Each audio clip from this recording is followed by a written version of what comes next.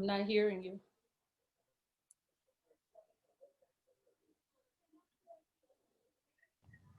We just got bumped off. Hi, how are you doing, Natorsha? I'm great. How are you? Great. So we all just got bumped off. I guess it's because you're the host, and when you came on, you think that's what happened? It just pushed us off? Um, yeah, I guess so. Okay. So Rashonda's going to try to pop back on right now herself. Okay. Okay. How is everyone? How are you? Doing well.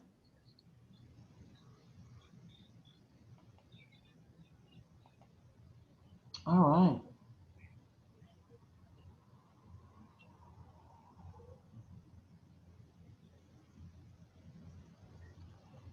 I was glad to see all of you all rebel against my elegant invitation and go forward with a lovely, dynamic, fun invitation. I told Casey, no, you all are definitely going to want it to be upscale and elegant and looking like a graduation invitation. And to a person, you Yeah. just absolutely shot me down and said, no, we want something dramatic. So that was great. I'll just comb my hair. That was just so funny, though. I just, even when Sandy said, can't you make it a little more fun and dramatic? I said, they would like an elegant invitation. And then you all proved me wrong. But that's okay.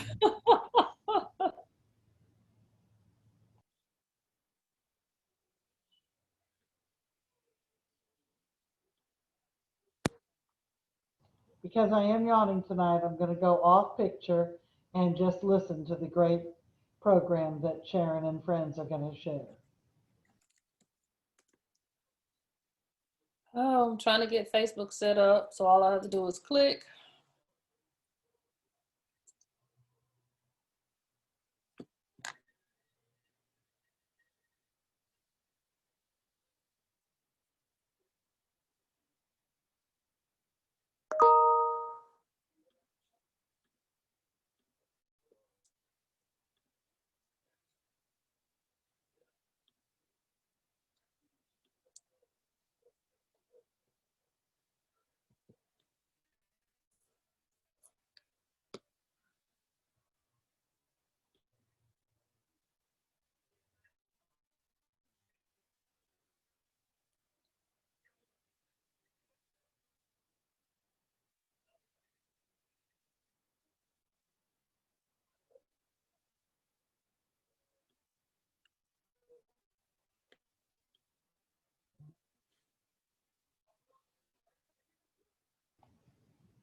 Latorsha, you know you can go in and change your name or my name to yours if you just want I to. do.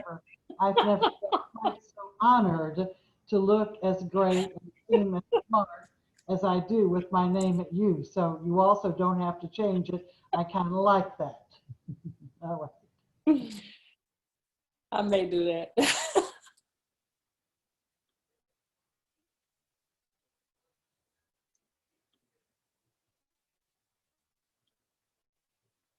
Did that screen share come up?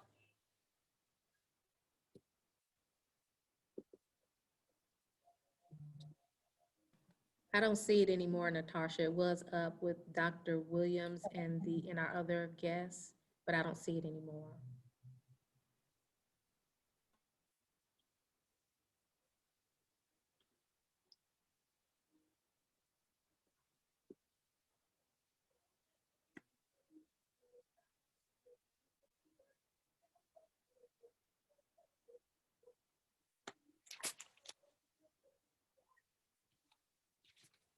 And I'm just double checking again. Did it come up? Yes, it is up.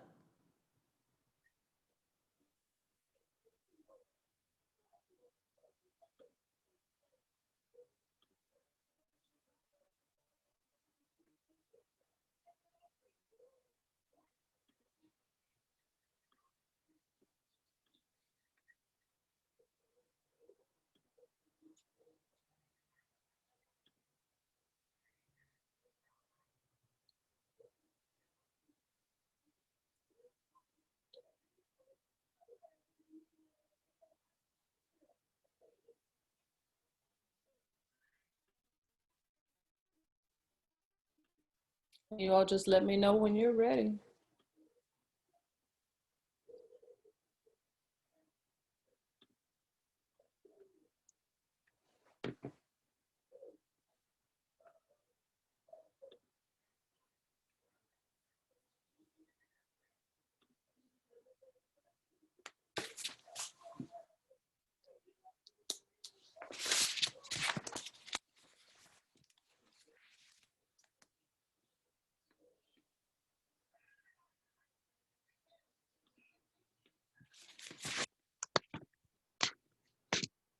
Are we waiting on anyone else? Are we good, Dr. Williams?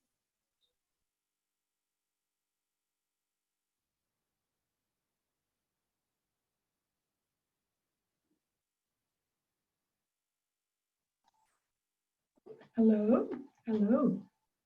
Hello, how are you? I'm fine, Sharon. So good seeing you. It's great to see you too. We're so excited that you're joining us for this conversation this evening.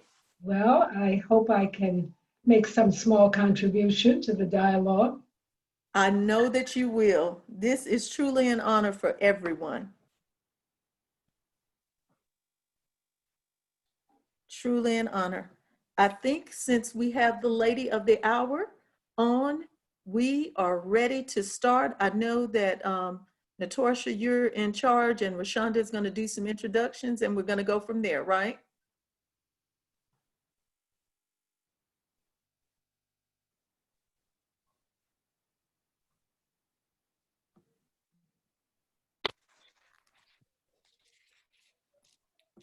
Rashonda, you let me know when you're ready. I'm ready. I'm ready to go.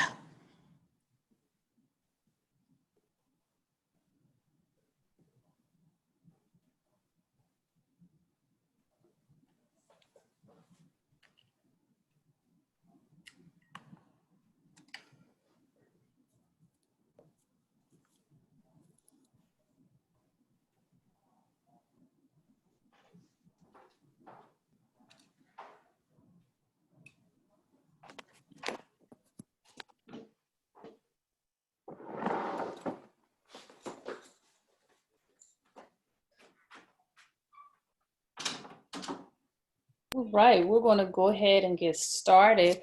And I want to welcome everyone to tonight's Performing Arts Showcase featuring Miss Rashonda Spears. And our topic tonight is going to deal with actual HBCU information that we all can use. So before we begin, towards the middle of this session, I will be inputting information for you to complete a survey.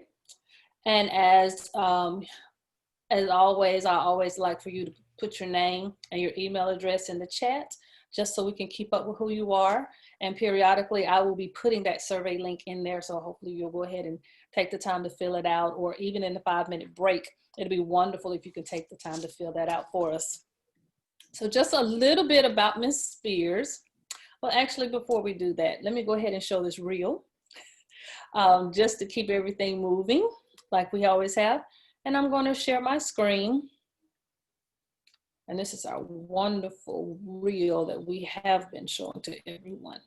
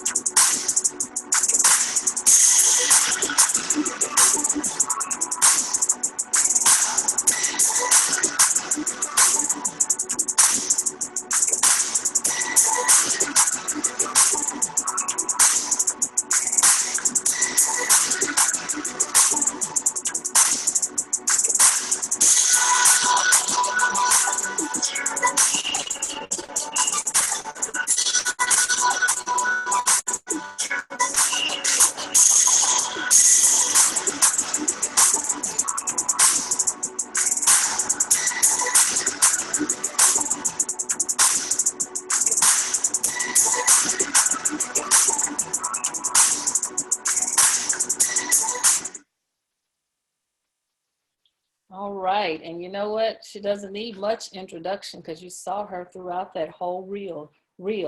Miss Rashonda Spears, multi-talented, award-winning dance artist, has been moving to her own beat since the age of 5 when her structured dance career began in West Africa, in West African tap, jazz, ballet, and modern dance in Los Angeles, California.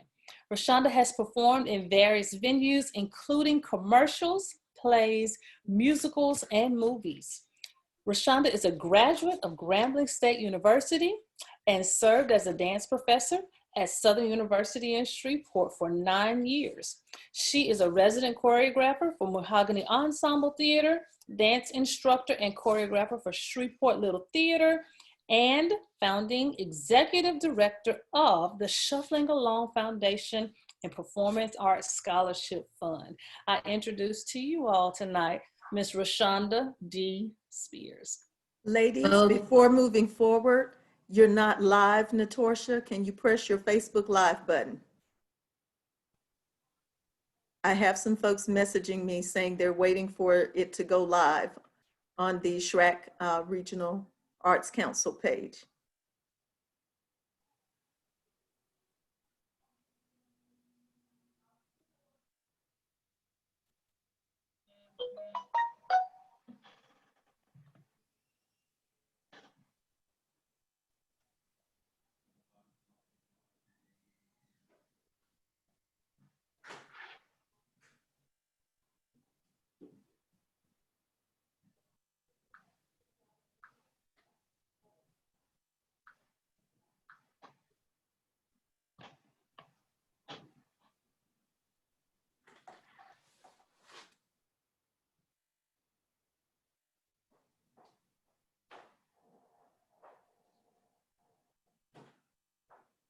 All right, we should be there now.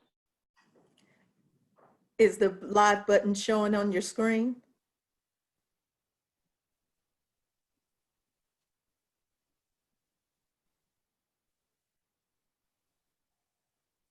Yes, it's at the top. Okay.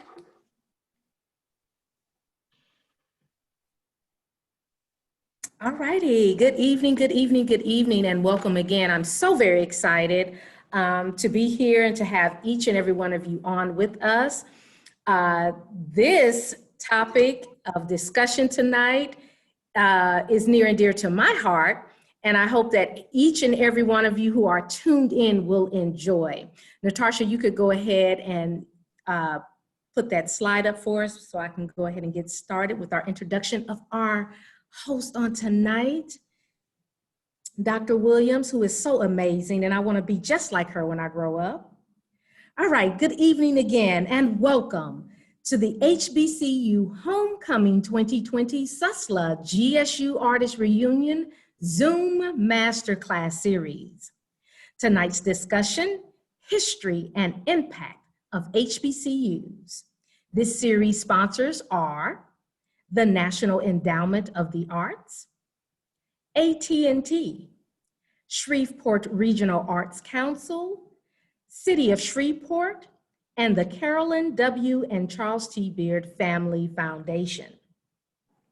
Tonight's speaker is none other than Dr. Sharon Y. Heron Williams. Dr. Williams is a native of Montgomery, Alabama. Growing up, she was a student of the House of the Arts, the only Black-owned fine arts academy in Montgomery.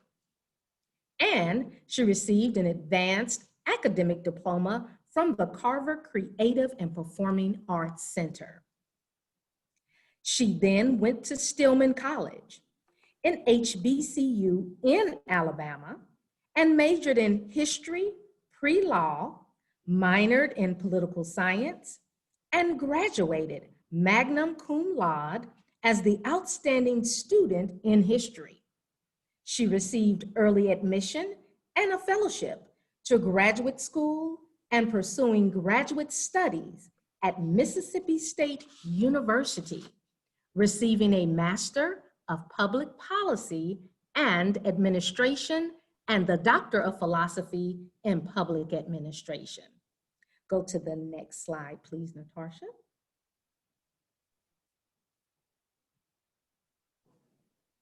She is the first person to receive the PhD in Public Administration from Mississippi State University. And she also completed pre-doctoral work at the University of Alabama at Birmingham, postgraduate work and research at the University of Michigan, Ann Arbor, and Tennessee State University. She holds a certificate from the Hampton Executive Leadership Institute. She is an avid supporter of the arts and previously served on the Fresno Metropolitan Museum Board as the first executive director for the Kenneth L. Maddie Institute of Public Affairs at California State University at Fresno and the steering committee for the National Center for the Study of African American Culture and History at Alabama State University. Dr. Heron Williams is also the co-creator of SUSLA Engage and Dream Beyond. Dr. Heron Williams has more than 20 years of experience in higher education and has traveled over the past 15 years to 5 of the 7 continents with the goal of ensuring that universities and other entities continue to evolve as engaged institutions and competitors in the global market. Dr. Heron Williams believes that education is viewed as an exportable commodity and providing global opportunities for growth for students and researchers having inbound and outbound experiences will be the key to success. And let's go to that last slide, Natasha. I present to you this evening, ladies and gentlemen, Dr. Sharon Heron Williams. That was so embarrassing, Rashonda. Thank you so very much. You know, it's always odd when you hear people say or talk about things that you've done, you know, and that's just the list for this project. But it's so exciting to know that every day I feel like I'm just getting started because there's so much more to do. And so thank you for that introduction. Thank you all for this initiative, and I am so grateful to be a part of it. For those who may not know, this is a project called HBCU Artist Homecoming. The Shreveport Regional Arts Council received a grant from the National Endowment for the Arts to support Southern University at Shreveport and Grambling State University in a project to sort of recognize artists that actually attended and or graduated from the institutions, and many of them have gone on to acclaim throughout the world.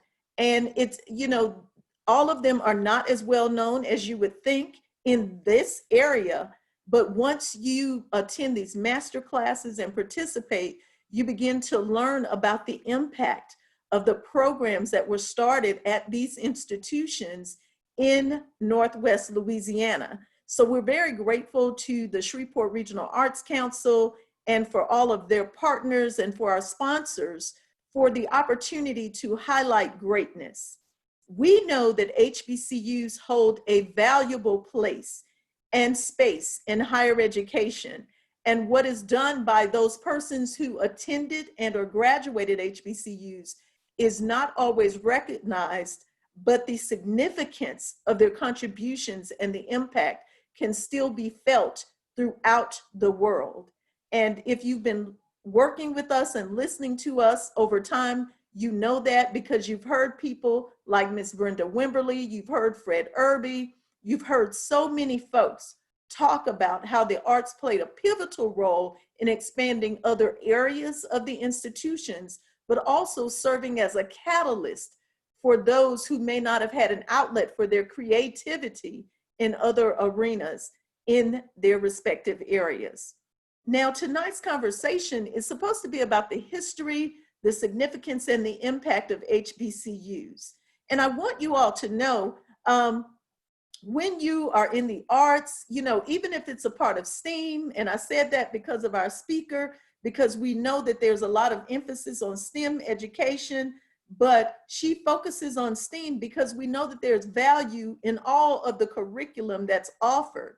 Here's the thing. There's something you do called a cold call. Are you familiar with cold calls? That's when you reach out to someone and you just hope something will click. I want all of you to know that our guest this evening, who's going to be talking with us throughout this master class, answered a cold call from me. That's Dr. Joyce Payne. I sent one message, and I assure you, within 30 to 45 minutes, I heard back from Dr. Payne saying that she would love to talk with us this evening about historically Black colleges and universities and about the Thurgood Marshall College Fund.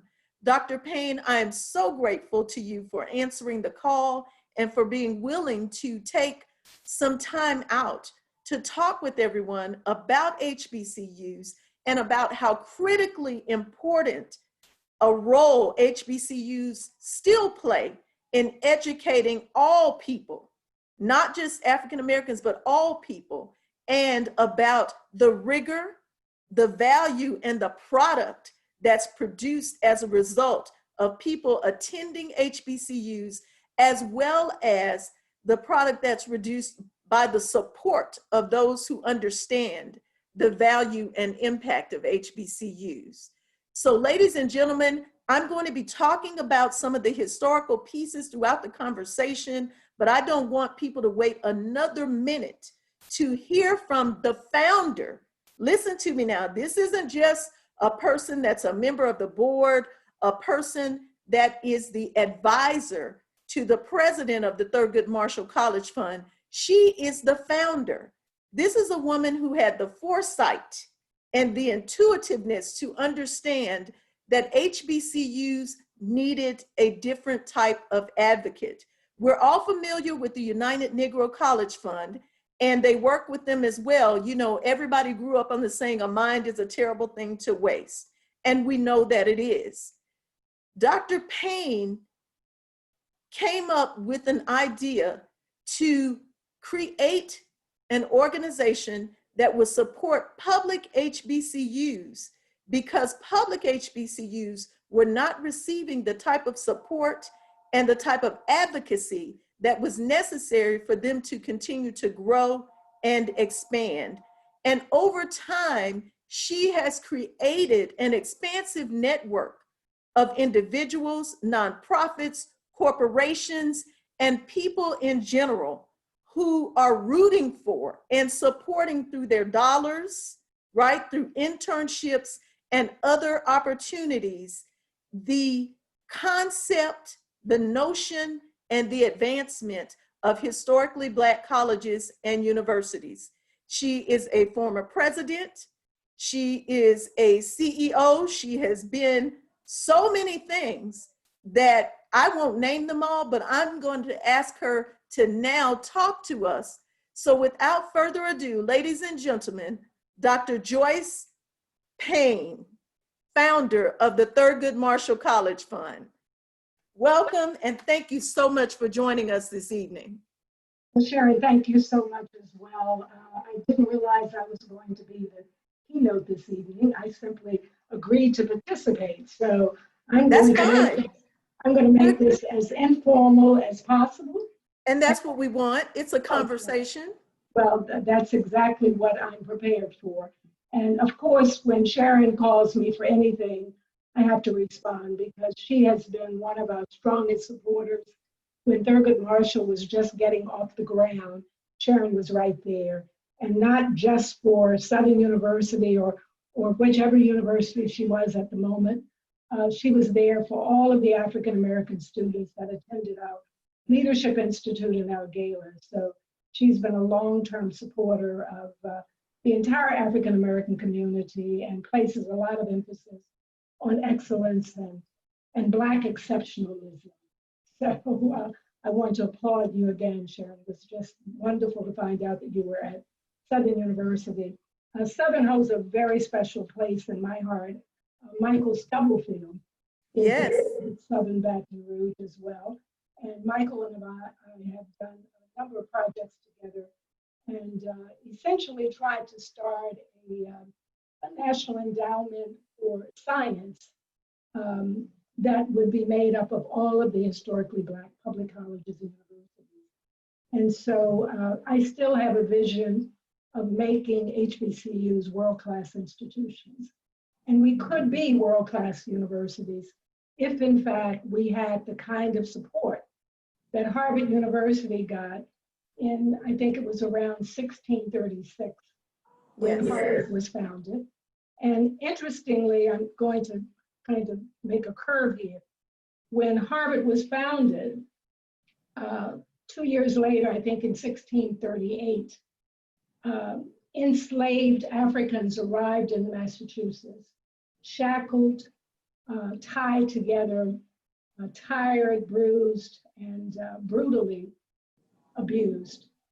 And during that same period, while Harvard was getting resources to build that institution, they also used the labor and the resources of those enslaved Africans to build that institution.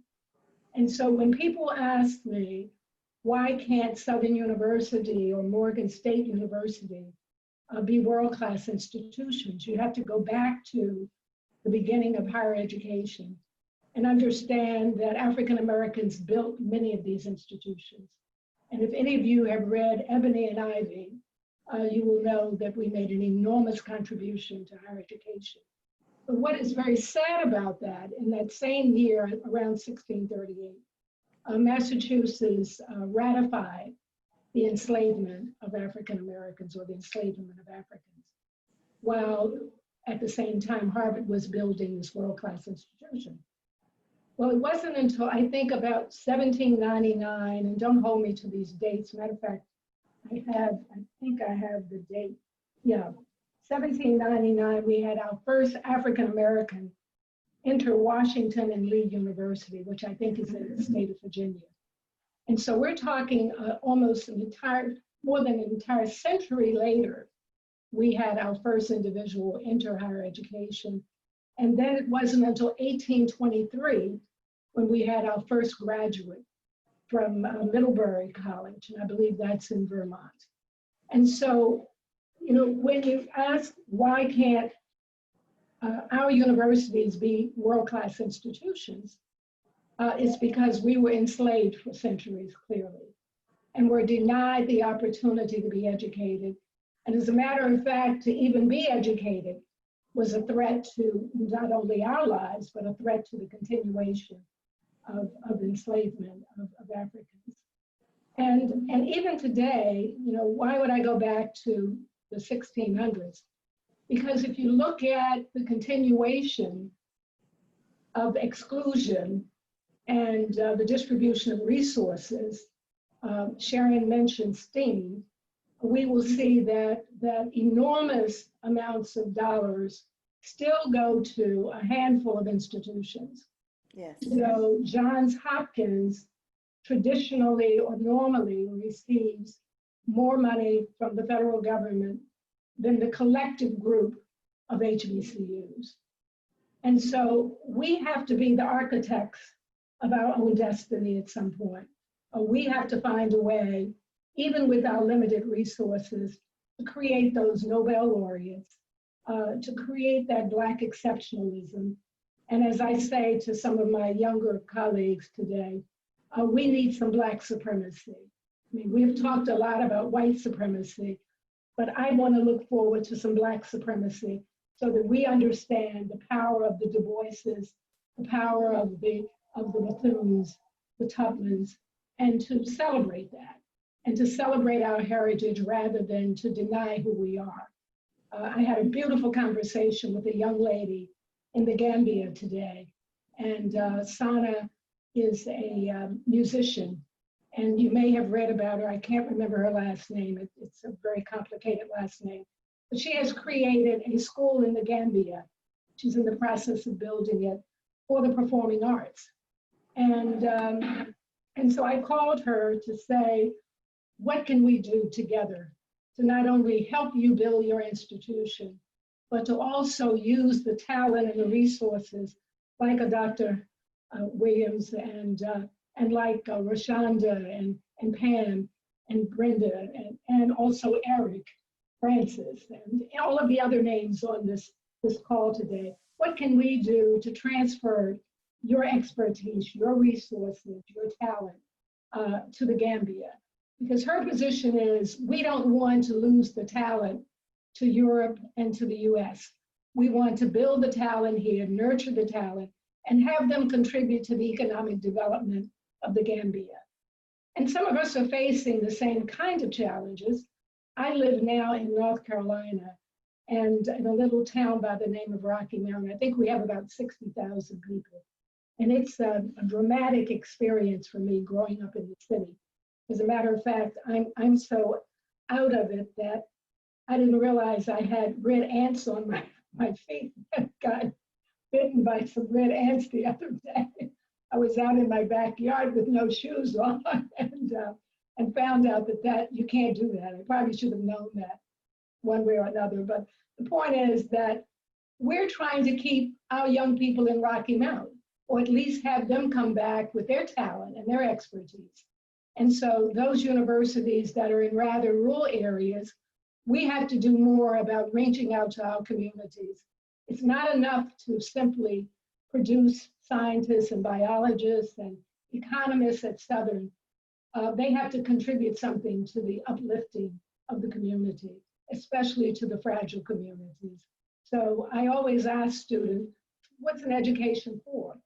What is it for if you can't be the architect of your own destiny, if you can't use your talent and skills to create a more inclusive society, to build that perfect union? And now, to save the democratic principles and values that we embrace. And so it's not simply about credentials. It's not simply about having a PhD. It's what have you done with that education, with those credentials to make a difference. I've gotten off on some other issues. Sharon, you asked me to talk a little about Thurgood Marshall and the creation, so we'll get back to that. And shut me up when, just do one of these and I'll be quiet. I created the fund while I was a lobbyist for the National Association of State Universities and Land-grant colleges. And in that association, they had some of the largest and most prestigious public institutions in the nation, the Purdues of the world, the Cornells. And at that time, UNCF was growing and generating support for Black colleges.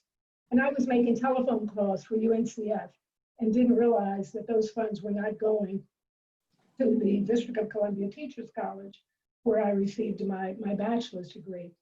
And at that moment, saw an opportunity to create what I called then a Black College Fund based on merit for the historically Black public colleges, which I was responsible for in terms of lobbying. And realized that, again, that we did not have anything comparable to UNCF on behalf of state-assisted universities. And in 1985, many of our universities were more state-supported, but today, of course, we can barely say they're state-assisted. And so I created the fund, did some research on those corporations that were supporting the Black community and vice versa, those corporations that we were supporting as consumers.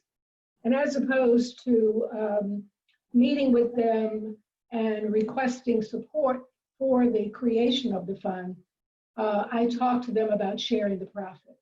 Because many of those corporations, we represented almost 30% of their profit margin, and several were not doing very much on behalf of the Black community. We got that off the ground, decided that we needed to have an iconic name for the fund. And I was able to get the public relations services from Philip Morris and Miller Brewing Company and several other corporations. And we did some public relations work and determined that Thurgood Marshall would probably be a name that would resonate. Well, that was quite intimidating for me that I had to find a way to get Thurgood Marshall's support. And it was already known around DC that he was a rather cantankerous person. And so through a network, I was able to get an opportunity to meet with him. And I went in with this voluminous document to justify the use of his name. And he looked at me in his vintage way and said, I don't want to hear all of that. Just tell me what you want.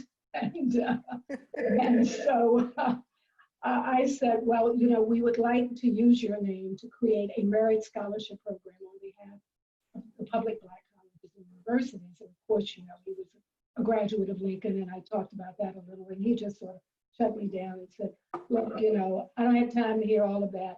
Go out, tell my secretary to just write that one line and, you know, get out of my office. And so he didn't say it like that, but essentially the waving of the hands was move on. And so that's what I did, got the letter signed. I still have a copy here in my office, and I have a copy at the Thurgood Marshall office. And I skipped down the Supreme Court steps with that letter in my hand and probably dropped my voluminous research document in the trash. I don't recall what happened to it. But the most important document I had at the time was that letter signed.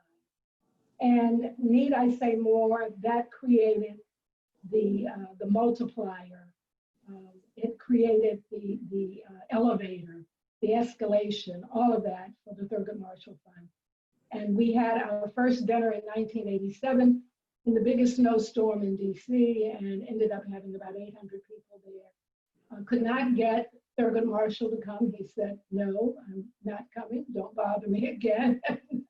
And we announced the fund and had probably, I think out of the 47 universities, I think we had about 35 presidents and chancellors and other dignitaries there. Since 1987, we have raised over $300 million in scholarship support and capacity building. We have created partnerships with universities all over the world. Sharon has joined us on some of those fact-finding missions to Africa, to China, to Taiwan, to Singapore, and a number of other areas. And we have supported thousands of students and now have a cadre of students all over the world. The last time I was in China, I met some of our students there who have decided that they will make China their home. I met a saxophone player who graduated from Grambling, who left Grambling, left the state of Louisiana, I think he said 10, 15 years ago, just to play, and this is the way he said it, to play a gig in Beijing, no, in Singapore, not Singapore, in Shanghai, and decided to never come back. He didn't even bother to come back and sell his house. He contacted his relatives and said, sell everything I have. I'm not coming back.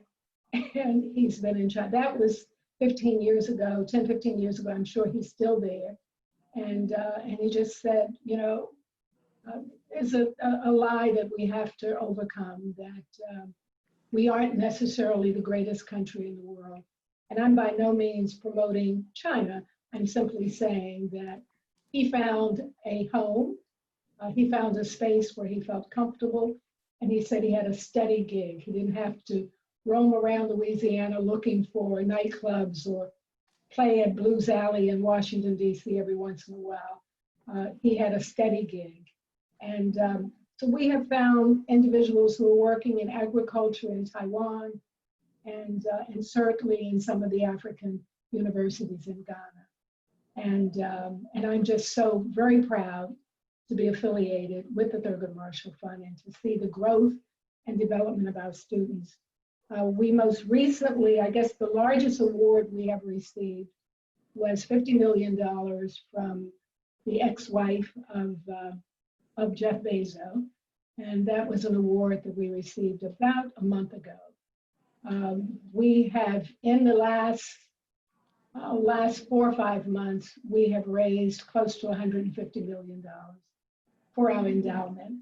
And so hopefully we will be able to use that endowment to build those world-class universities that I envision, and to create those Nobel laureates and to create those clusters of talent on our campuses that can challenge the status quo and create disruptive ideas to make a difference in our community. Sharon, I don't know what else you'd like for me to talk about. We have, We're going to talk about a number of things. Dr. Payne, I love the fact that you said you all are going to support the expansion and growth of HBCUs and also help people create those disruptive ideas. right. You know, as African Americans, just the idea of trying to get an education was disruptive in and of itself for a number of people. Right. We know that the first noted African American institution of higher education was actually an institute for colored youth that was created in Pennsylvania. And it was called the Institute for Colored Youth. And actually what it was an elementary and secondary education institution, but Right. people listed it as higher education. Most people don't realize or don't think about the fact that when you see a lot of Black colleges and universities, many of them started out as schools for a particular thing or as an institute. And Right. the institute really meant that they were meeting those elementary and secondary needs first. And then once they got additional funding years later, they became institutions of higher education. Right. Many of them were started as places to train teachers, nurses, and preachers. And so when you see the vestiges of that still existing, I'll give a close example to my home. You had Tuskegee Institute before it was Tuskegee University. Right. You know, then you had a lot of the colored normal schools that existed because those were the schools that trained African American teachers. And Alabama State University started as a normal school. And so you have to think about the history of that and what it meant. A number of people also know that after the Institute for Colored Youth, you had Lincoln University in Pennsylvania, created in 1854, and Wilberforce in 1856.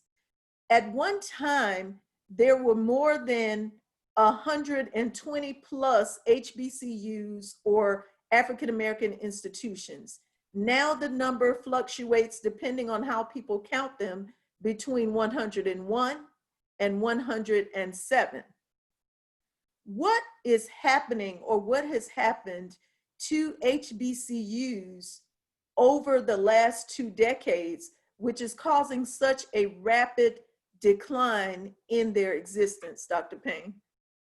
Well, I think there are a number of issues that we're facing, and it's always economics. When we were involved in the civil rights movement and got an opportunity to shop at places we couldn't shop and to go to restaurants we couldn't go to, we missed the opportunity to own those. When I was growing up in DC, U Street Northwest was Black America's Mecca in terms of the business community.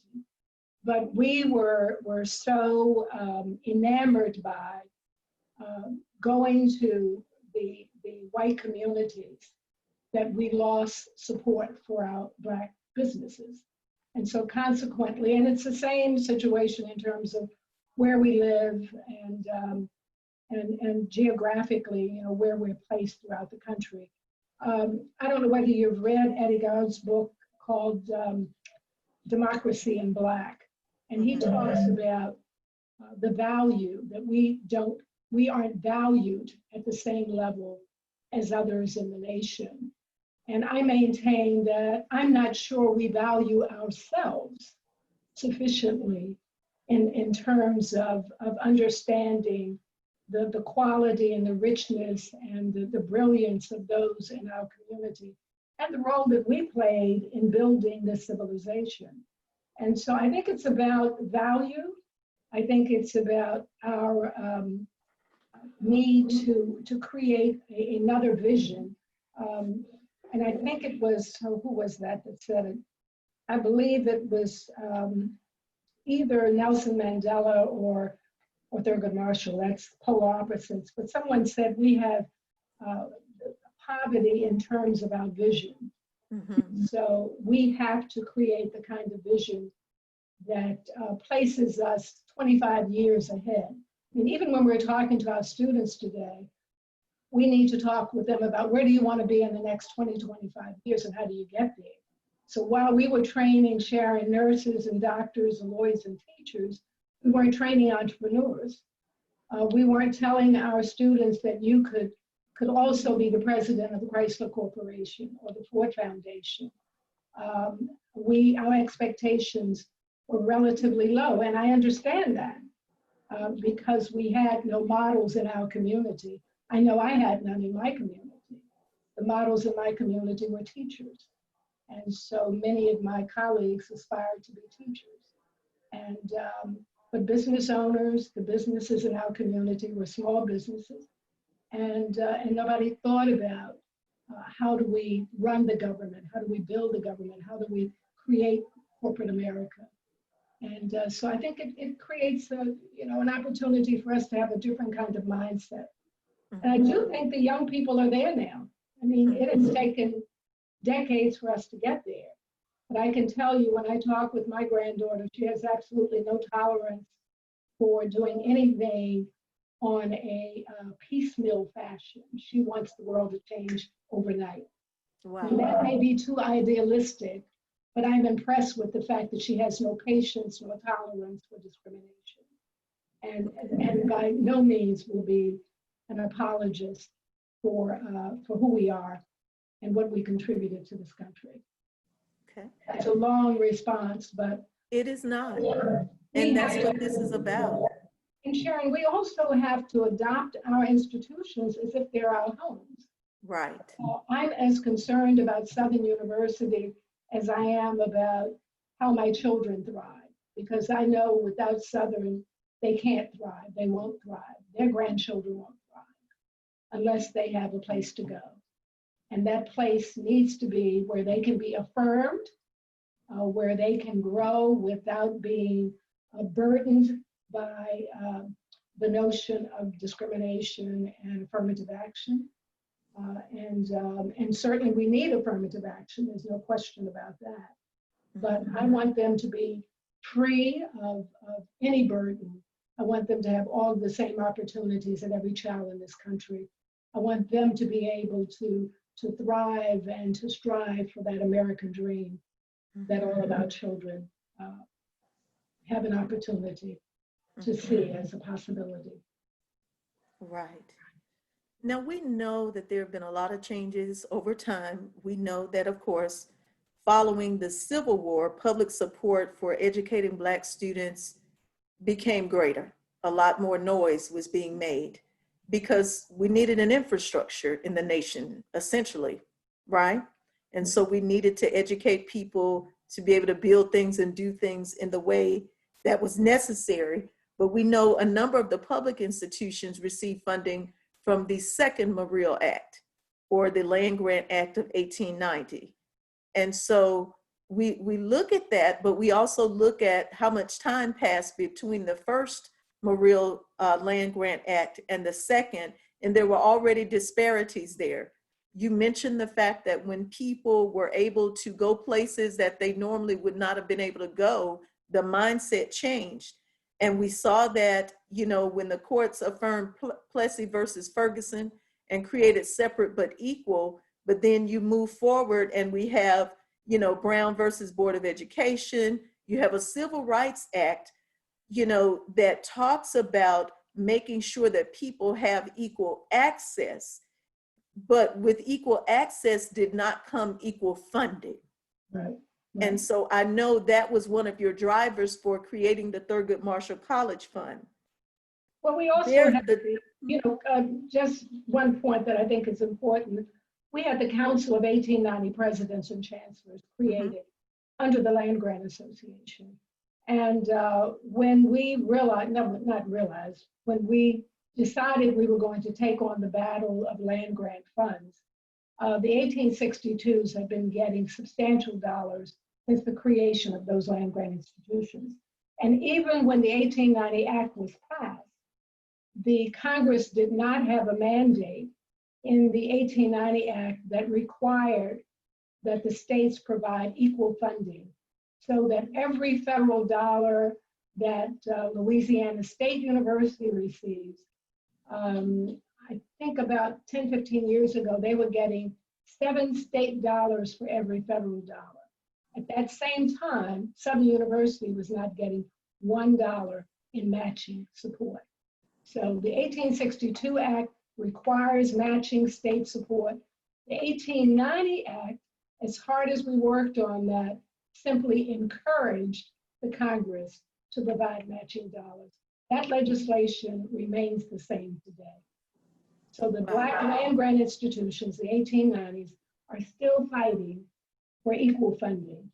And when Alcorn State University, I believe, was the first land grant institution to receive land grant dollars for under the 1890 Land Grant Act, and that was, I think, about $102,000 or $120. It was a small amount of money, but we're still fighting that battle. Mm-hmm. And to my knowledge, the legislation has not changed.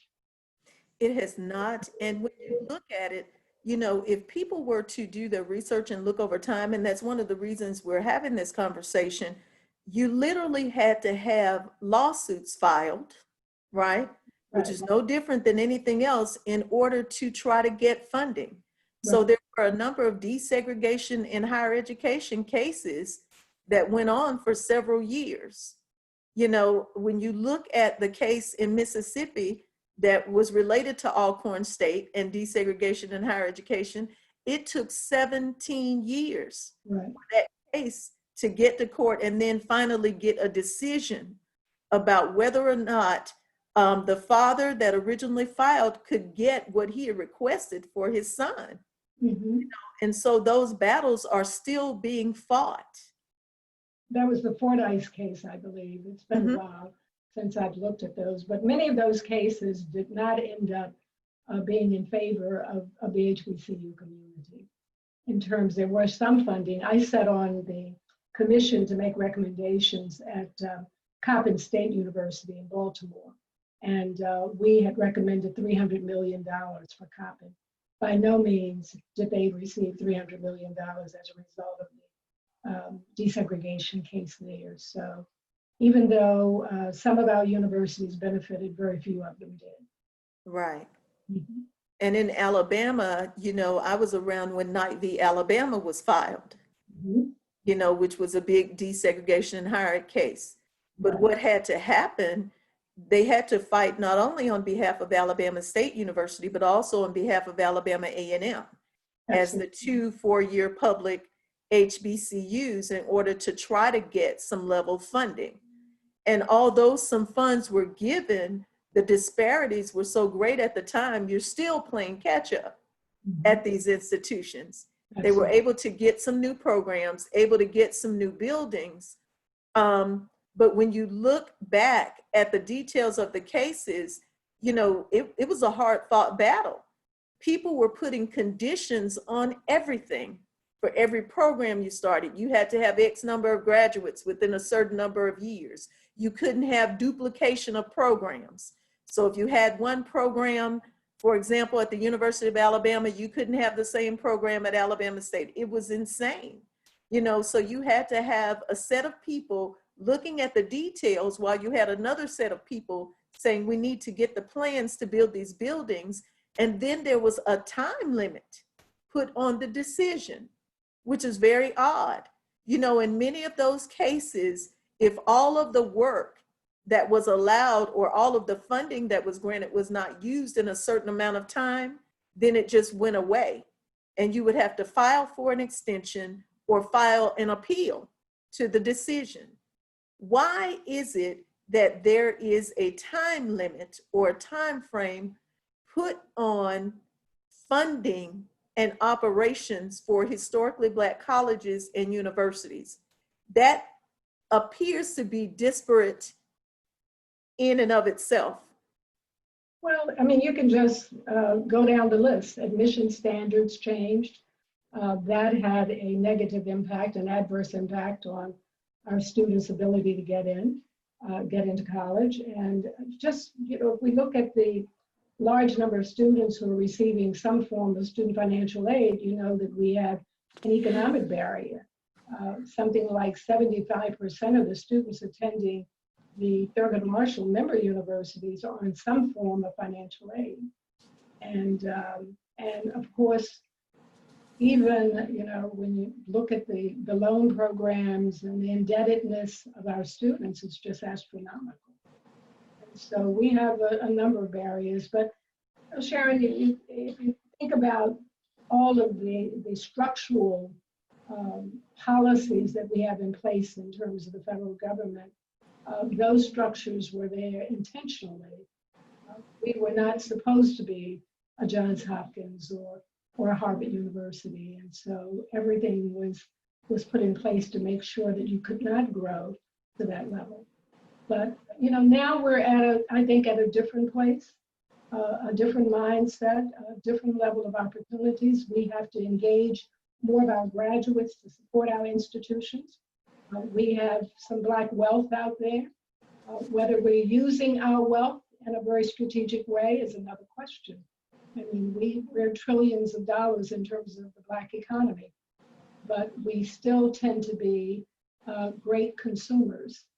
And as opposed to generating revenue, we are losing most of the revenue that we generate in our communities. It's not circulating to the extent that it can build new businesses and support our students. I probably shared this with you, Sharon, some time ago. I think it's been about 36 years now. We were doing a lot of talking about what's going on economically outside of our families, and we decided to create our own investment group in my family. And I had 7 sisters and brothers, and so we created an investment group. And that investment group has put several of our children in college. It has built a solar panel system company that one of my nephews is now running. It's a small company, it's only about $10 million. But you know, we put him in business. We have one who is now asking for a loan. He wants to put his clothing business on the web, on the internet. He's a designer, and so we're considering his proposal. And we treat their applications like any other person's application. We provide them with low interest loans, only 3%. But the beauty is we don't have to depend on our local bank. We don't have to depend on, you know, a mortgage company. We can help our children buy their first homes. We can help them have the down payment. We aren't going to pay for the entire house, but we can certainly give them the head start that they need. And when they start talking about these big glamorous weddings that they want to have, we say no. When they want to do something like buy a car that they can't afford, we say no. And so we're trying to help them understand the power of their dollars. And in our meetings, we have, I think our last parliamentarian was 10 years old.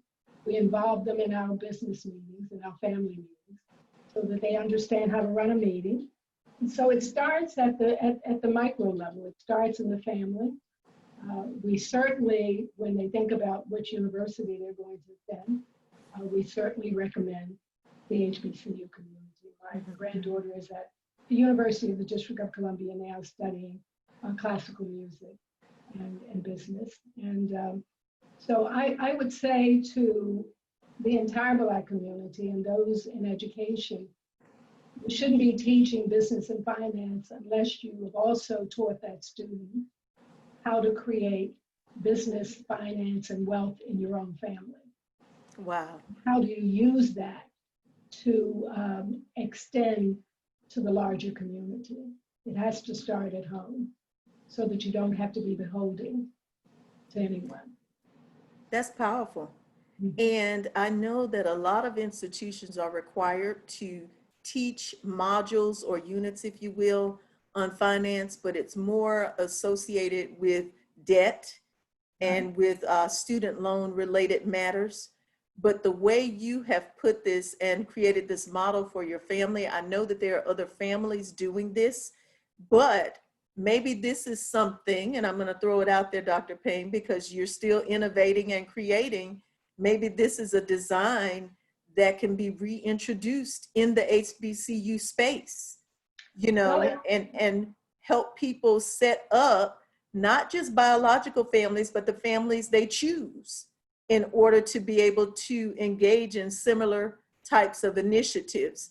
Because we know that that is exactly how a lot of hedge funds are created, right. how other things are done. Mhm. And so you're right, you're starting it at the most local level when you do it with the family. Let me give a quick fact and then we're going to take a very short break. In 1953, we had more than 32,000 students enrolled in private Black institutions like Fisk, Hampton, Howard, Meharry, Morehouse, Spelman, and Tuskegee. But at the same time, we had almost 43,000 students enrolled in public Black colleges and universities.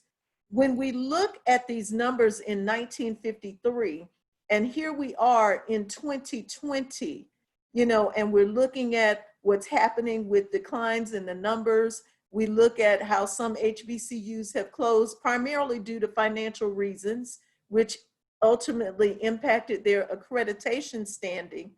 Do you think, Dr. Payne, that these calls for equity during racial, social, and civil unrest right now is going to cause a resurgence in enrollment, interest, and attendance at HBCUs once again? Well, I think we're seeing that already. You know, I think we're beginning to see a change in the choices of families and students. We get a lot of transfer students from majority universities with a lot of emotional baggage when they arrive, as you know. And so, you know, we want all of our children to go to Stanford and Southern and Morgan as long as they go somewhere and as long as they get a good education. We want them to be in higher education. But I do think we're seeing a greater interest. And in spite of COVID, I was really surprised at the numbers we're seeing on our campuses right now.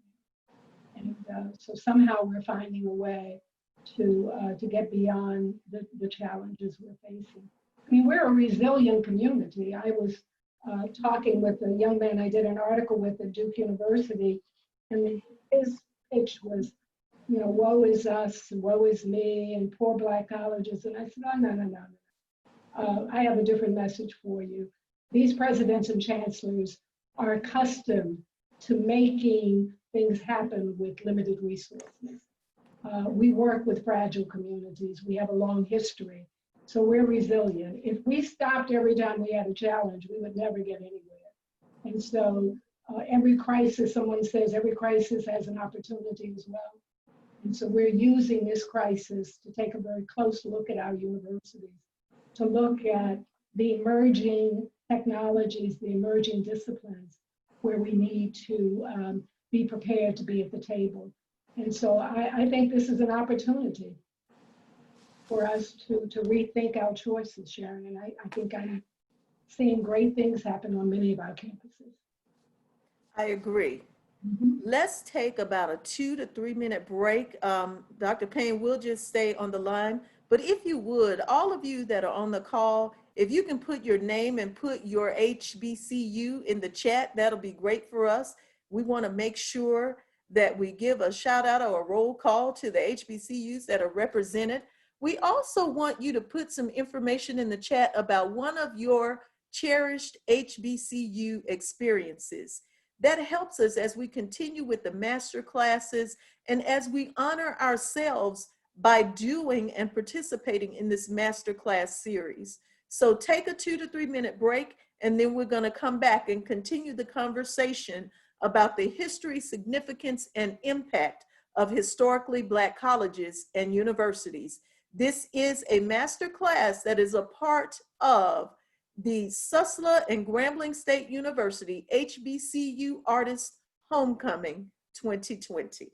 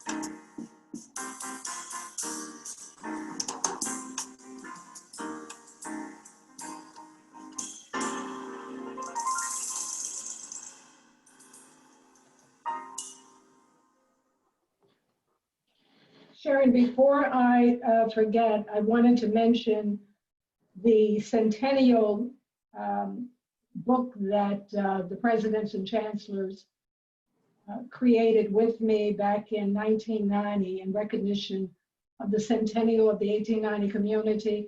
And it's called Leadership and Learning, an Okay. Interpretive History of HBCUs, Okay. a centennial study. And so I will try to find a copy of this for you and, Wonderful. and send it to you.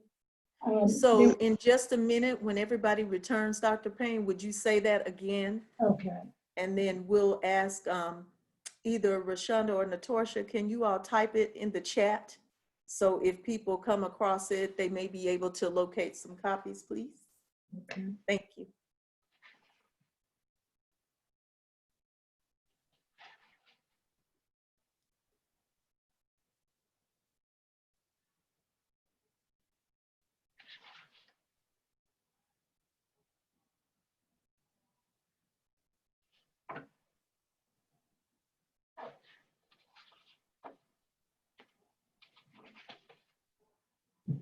Trying to see who the president and chancellors were at Southern University then. Page 19. I think we have just about everyone back with us. You can keep looking at that, Dr. Payne. Let's go ahead and get started again. We only have a short time left, maybe 15 more minutes or so for the conversation. And I want to make sure we don't miss anything because I know there is so much more. You know, I mentioned the numbers from 1953 and we're looking at the numbers right now. And while things are looking good, we know that there are some institutions that are still struggling for one reason or another. There is documentation for the Department of Education that talks about how on April 28th, 1989, President George Bush issued Executive Order 12877 to strengthen the capacity of HBCUs to provide quality education and to increase their participation in building sponsored programs. And it talks about taking positive measures by federal agencies to increase the participation of HBCUs, their faculty, and students in federally sponsored programs, and encourages the private sector to assist HBCUs. There is an executive order related to that in the Office of Post-Secondary Education, but when you look at it, that office coordinates the activities of 27 different federal departments and has to make sure that people are meeting the requirements for inclusion for HBCUs. So that's why when grants come out, sometimes you may see something for minority institutions only in the fine print, or for historically Black colleges and universities, or for PBIs.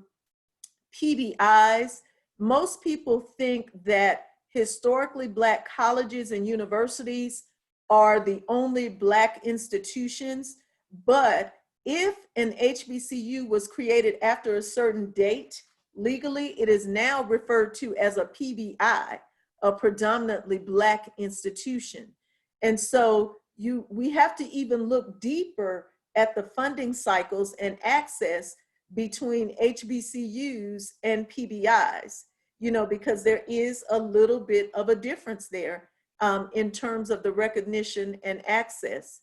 And so, Dr. Payne, have you been able to locate what you were looking at? Well, I was trying to see who was the president or chancellor at the time. And there's quite a bit of information here. It covers all of the 1890 universities, but it does not mention who the chancellor or president.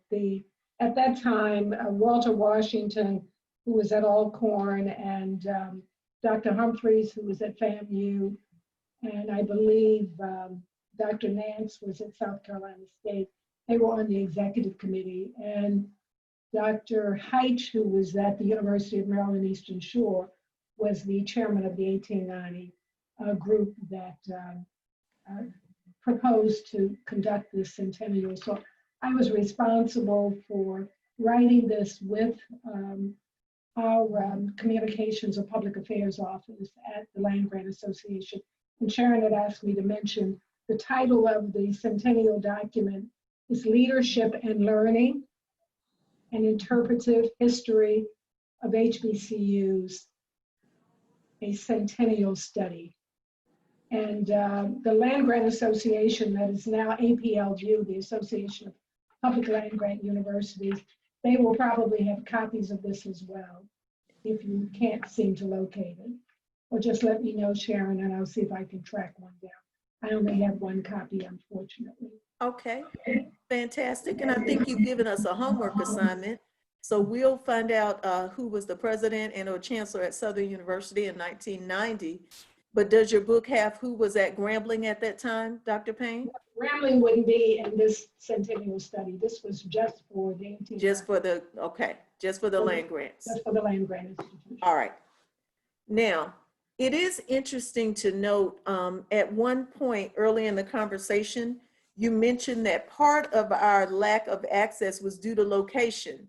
Most people don't realize that a number of HBCUs were not early on located in bustling cities or in thriving areas. They actually were located in rural areas. You know, one was for safety purposes. Two was because when people were creating and designing communities, most African Americans who were free to receive an education had to go away to do so. And so when you look at that, as opposed to the landscape of where institutions are located now, what are some of the marked differences, Dr. Payne, between those early institutions that were primarily rural based, and now we have institutions that are located in urban centers, if you will, or state capitals? Is there a major difference in terms of funding and access because now we have institutions that are located in capital cities close to the seat of government and politics? Well, you know, you have the University of the District of Columbia, which I was affiliated with for 9 years, and it's sitting right in the midst of Embassy Row. And during my tenure on that board of trustees, the city tried desperately to move that university from the affluent community of Connecticut Avenue to Anacostia, to Southeast Washington. But we were able to maintain our position, and that university is growing and thriving, and it's our urban institution. And so you also have York University in New York, and you have Meg Rebbers in New York, but those are not the land grant institutions, of course. And things haven't changed very much. I mean, Alcorn is still quite rural. Baton Rouge would not be considered rural, but you have certainly had the city grow around Southern University. And I think, you know, it's not so much the geography of our universities. If we simply look at our universities, it's the geography of our communities. And I would say to people when I started visiting the campuses, if I could find the train tracks, I can find the HBCU. Yeah. We were usually on the other side of the train tracks. And so, and it hasn't changed very much. And but that's where the Black communities were. And still, Sharon, I go back to my original statement, is that we should have spent more time building those communities where we were.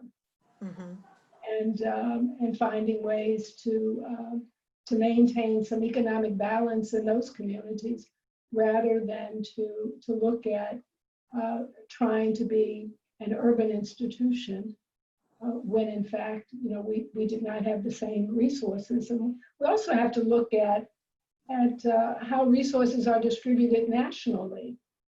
I mean, you know, when I talk to some of my white colleagues about discrimination, I have to remind them that they weren't treated much better than I was. When you look at the resources that they received in some of the small towns in the state of North Carolina and other areas. And so even today, we still see the bulk of the resources in thriving metropolitan areas. With states like California, if we didn't have California and New York, we'd all be in trouble, you know, in terms of the financial foundation for this country. And that's why it was so interesting when I think it was McConnell in Kentucky raised the issue of New York and in terms of getting resources for COVID.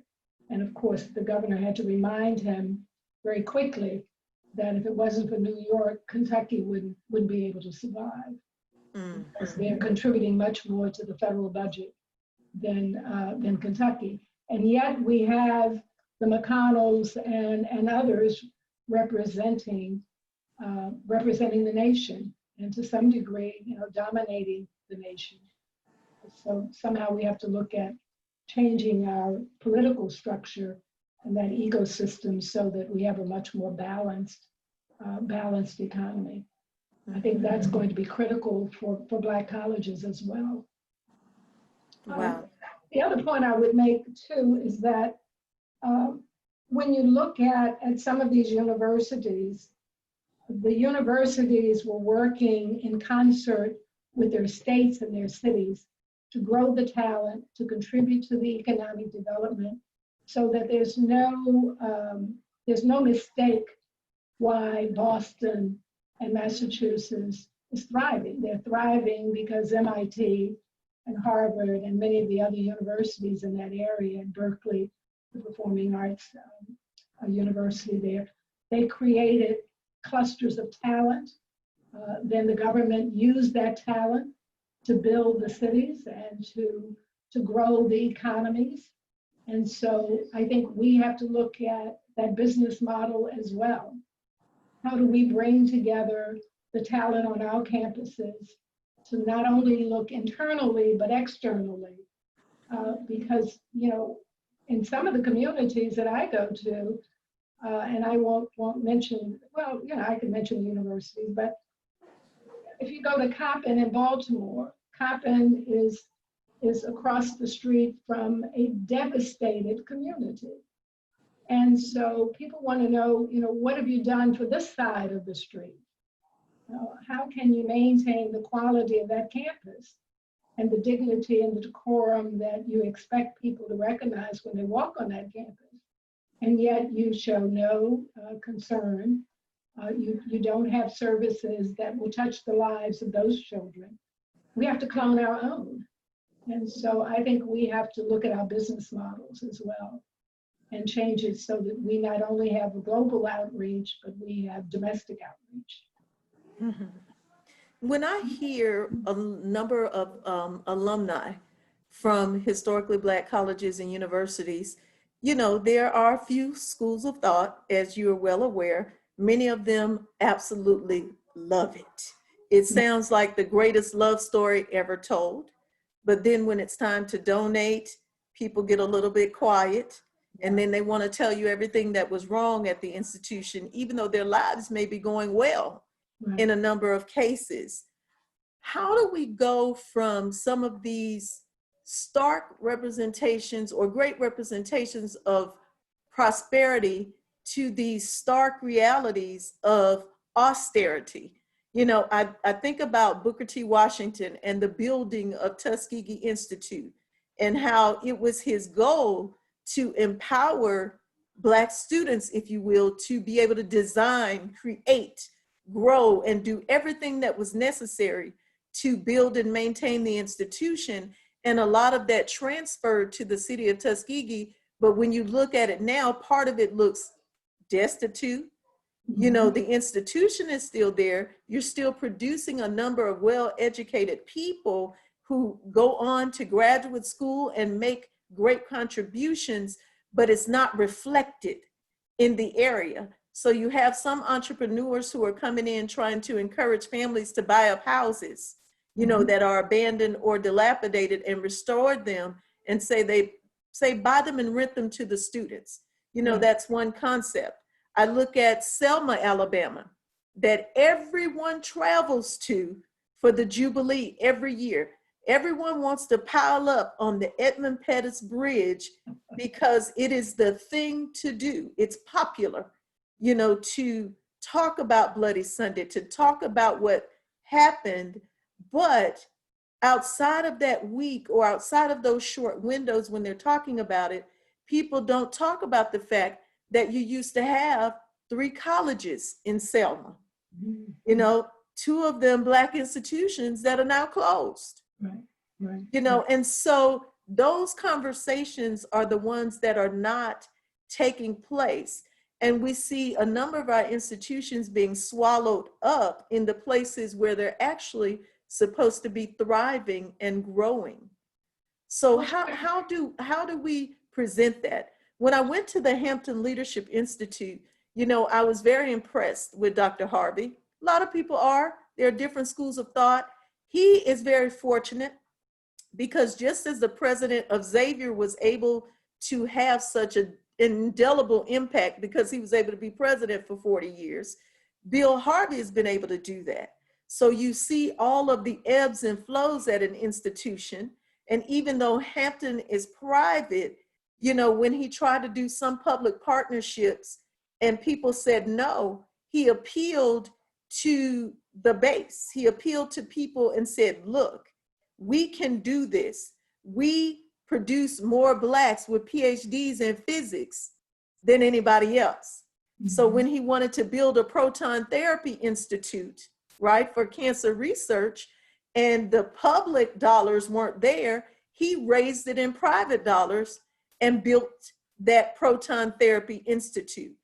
And I'm saying all of this to say is that maybe, is it time for us to return to a bootstrap mentality? Is it time for us to sort of reclaim the space and place for HBCUs? I think I answered that some time ago, and it starts very early in life.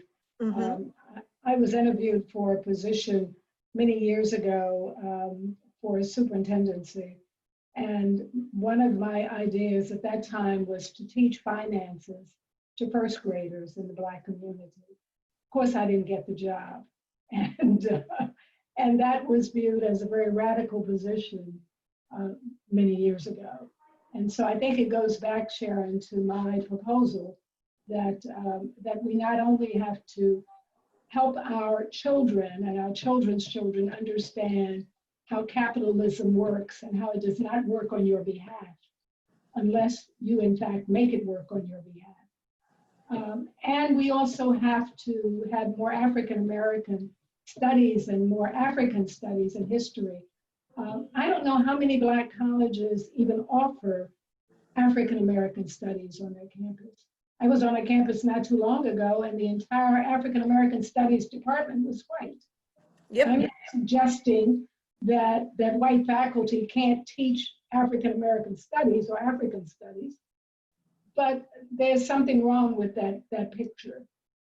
To go into a department and not find one African-American PhD specializing in the discipline of African-American studies. So I think we have to take a very close look at our own universities to make sure that we're building a new generation of leaders with a different mindset that looks at the relationship between their mother country and their country by force. Nigeria is growing by leaps and bounds. From the last article I read, it looks like they're going to be, in terms of population, larger than China.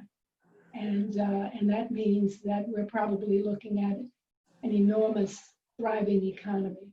When I was in South Africa in Stellenbosch not too long ago, I see the same kind of economic growth. And so I think if we aren't looking at Africa and how we can create relationships with some of those countries, we're missing an opportunity. Wow.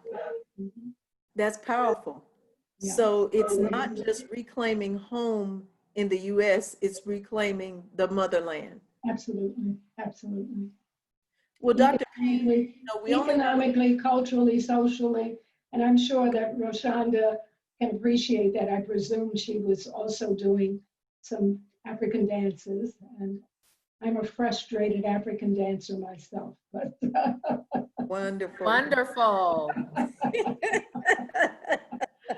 So Dr. Payne, we only have just a couple more minutes left for this master class, and this conversation has been absolutely fantastic. And I want to thank you tremendously for taking your time to do this and for engaging us. I want to ask everyone on Zoom and on Facebook, if you have questions for Dr. Payne, please make sure you put them in the chat and we'll try to get your questions addressed. Or if you just have comments about what you think about the future of HBCUs, we'd love to see you put information about that in the chat as well.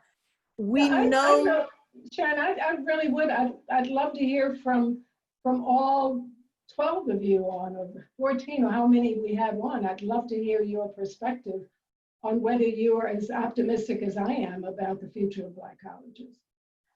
Ms. Wimberly. Ms. Wimberly is an opera singer, a gospel singer. She runs the gamut. She's been doing some of the master classes as well. She was Miss Southern University at Shreveport some years ago. So unmute yourself, Ms. Wimberly. I am just fascinated. This was so wonderful. This was rich, and to know that the possibility of connecting with our motherland and having partnerships. I can just see it. I can just see us embracing that. And as I have said, if we cannot create those things for our community, then we need to be presenting them. We need to be importing them onto the campus, onto the community. If we can't do that, because we are economically we are strapped, but collectively we can do some things. I just am fascinated with the whole idea of partnering with going outside. This is thinking outside the box. Well, Brenda, let me say this to you right now. Sharon, you have to send me those of you who are involved in performing arts like Brenda and like Sharonda. You have to send me your email so I can introduce you to the young lady in the Gambia who is creating the school I talked about earlier. She can use your services. Yes. We'll have to give you Eric's information as well. Eric is an active visual artist. Oh my goodness. And so he's been teaching master classes as well. Eric, talk to Dr. Payne about your thoughts about this. And before Brenda goes, I'm going to ask my granddaughter to come in because she wants to meet every classical singer and vocalist in the world. So I'll have her come in a minute. Please do. Yeah. Go right ahead, Eric. I'm sorry. Unmute Eric.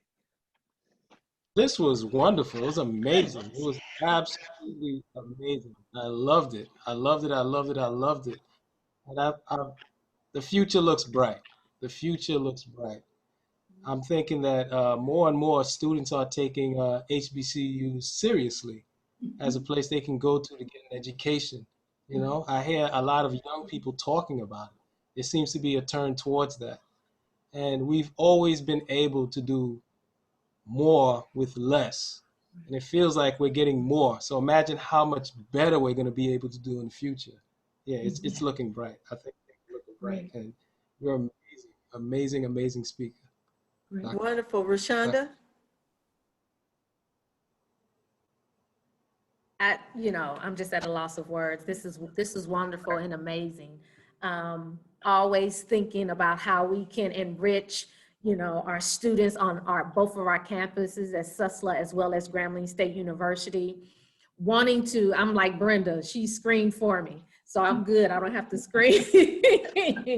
But just interested in just keeping our performing arts alive on our campuses, because that is the heartbeat of who we are as African Americans.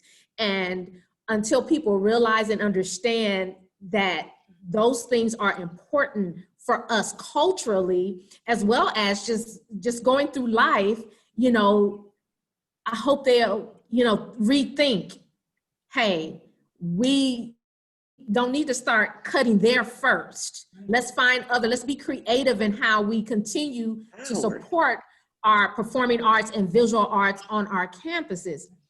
Because it's important, it's what we do every day. If you turn on the TV, that's all you see is art. You know, art is all around us. Art is everything, is, you know, when you wake up in the morning. So that is my dream and desire, that we are not always the first to be cut, but then when everybody needs something, they wanna what? They wanna gravitate toward us. We need you to do this, we need you to do that. And then we're limited on resources. We're limited on our students, because our students have, you know, they've fallen out because it's nothing there. So my hope and prayer is that we can stop thinking of our arts as last, when our art should be thought of as first, because that is how we learn. And they don't understand and realize that is how we learn as African Americans. We learn through the arts. A lot of us have been saved by the arts. Yeah. We could have been dead, but what saved us? The arts. Oh, yes. The theater and the dance, because it's the discipline and it's the work ethic and it's all those things that come into it that help us in other areas of our lives. You know, not just the art, but in other areas. It teaches you how to be a great citizen. It teaches you how to be a better person. And when people realize and understand that, and really, really, really, truly understand that, they will think twice about making us last when we should be first. I love that. Wow. Love that. We love that. Yes. And you're right. And again, you know, I went to a school for the performing arts, and I was, in my other life, was going to be a dancer amongst everything else that I was doing, and a singer. And I've had youth choirs and all of that. And most of you know, if you've had the HBCU experience, any major event that we had, you had to have the choir, you had to have the band, you had to have the theater department represent. There, in addition to science, math, technology, and all of the wonderful things, the arts was represented. They were the opening act, if you will, and introduced everyone to the institution. Arts served as the host for the world at a number of HBCUs. You know, when I was at Stillman College, I think about the choir, and I think about all of the albums and CDs that they created. They were traveling around the world. You know, I've talked before about how during the civil rights movement and during other movements, you had artists leave HBCUs, they put their studies on hold, and they traveled around the country to raise money for the movement. They would send that money back to the institutions to help support other students and to help the cause, if you will. So you're absolutely right about it influencing other aspects and other parts of life. Natorsha, what are your thoughts? Is the future bright for the arts? Natorsha is over choral, right? At Grambling? I'm the only vocal teacher at Grambling State University, so I'm the applied instructor as well as the choral director. Wow. Well, yes. You have to just stop right now. Let me get my granddaughter. Now, I've been at events where Paris has sung. She is brilliant. And so I know this is a real treat for her. And so this is wonderful. We've had Dr. Payne, you know, the founder of the Thurgood Marshall College Fund, stop the masterclass to grab her granddaughter because she wants her to meet our masterclass vocalist and our choral director. And I just think it's absolutely fantastic. I really do. I do too. Wow. So, you know, in the meantime, let's keep the conversation. Unfortunately, she's asleep and has her door locked. I can't even get to her. Oh my goodness. Oh, boo. I know. Well, I will say that although I am not a graduate of an HBCU, I have been teaching at a HBCU for quite some time now. And the experience at a HBCU is totally different from what we would get from a PWI. I wouldn't trade my education for anything in the world. My instructors, teachers, professors who are now I call them colleagues, and friends. They have helped me along the path, and not just nurtured me vocally, because I do perform as well as conducting. That's my second thing that I'm perfecting in my life. But they've also introduced me to those African-American teachers and singers and professors that have nurtured me the way I probably would have been nurtured if I grew up in an HBCU atmosphere. I So don't with think that being Sharon said, shouldn't have asked me to speak. I should have sat here and listened to all of you. so with that being said, is the future bright? I believe it is. I do understand the fact when we talk about how she was talking about they traveled and raised money for the institutions. And those are the kind of things that, since I've been back at Grambling these last 9 years, that have been happening for us. We have people that go out and raise money specifically for the university choir because, yes, as we know, funds are limited and they're placed where they would like to be placed and not where they should be placed. I'm just going to say should because I'm talking about my Area. choir. Thank you, Brenda. I'm trying to be nice. But I do have the support of those who have gone out and bring back and give back. So is the future bright? Yes, I do. We just received, I saw the email, come on, and Dr. Davis may have seen it as well. We just received $500,000 in some grant that was, that one of our biology people applied for. The funding is there, we're receiving them, and that's not the only one, you know, that we've received this year. And I know Susla has received some because I heard Dr. Williams talk about the things that they've received. It may not be as much as we want at the time that we want, but it is coming. And I'm trusting that it's only going to get better. I appreciate everything you've explained about the land grants. Again, I didn't come from the HBCU, but I had always heard about it. Both of my parents were graduates of HBCUs. They both graduated from Alcorn State University. All right. And we just had the option. And at that time, Louisiana Tech gave me a little more funds than Grambling did. So that's why I went to Tech. But I had often heard about the land grants. I had never just dived into the information. And I appreciate you. I really appreciate you for really explaining that the way you did.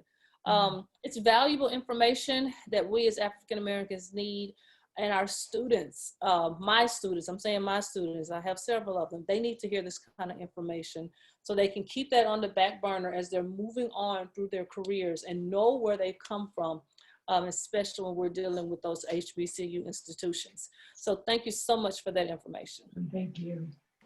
Lonnie McCray, do you want to unmute and let people know?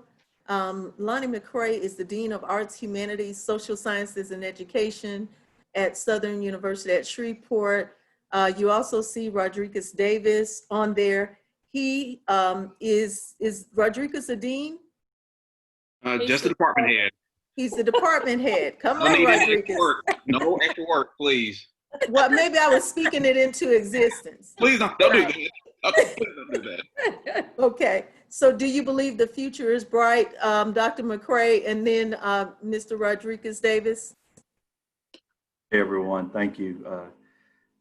It's a great question, and we've had some great responses. I don't know if I can add too much more, but yes, I do believe the future is bright. I think something Rashonda said, you know, that people don't realize that art is all around us. When we wake up and people have their alarm clock set to the music, what would you do without the music? You know, that's art. You know, it's all around us, and I think that there's a resurgence in the building of the arts. And I really, Dr.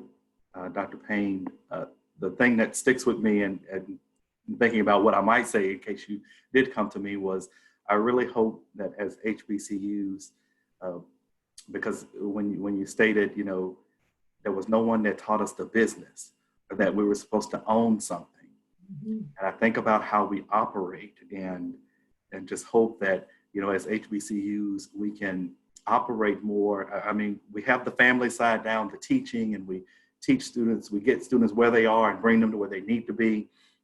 But then I think when Heron Williams was mentioning, you know, how we hear some of the backside of what goes on, you know, at the HBCU, that we need to learn the business of college universities running our business better, so that students will stop saying those things about, or once they leave us, you know, that they had those types of experiences, that everything that we did, you know, was a wonderful experience. So But yes, I do see that our future will be great. Great. Wonderful. Thank you. Dr. Payne, Dr. McCray is a poet, by the way. You And guys so are he has a brilliant. special love for the arts as well. I am Oh, trying to be shy. Stop I'm trying going to be shy, Dr. I'm going to McCray. stop my video all over again. Look. Look.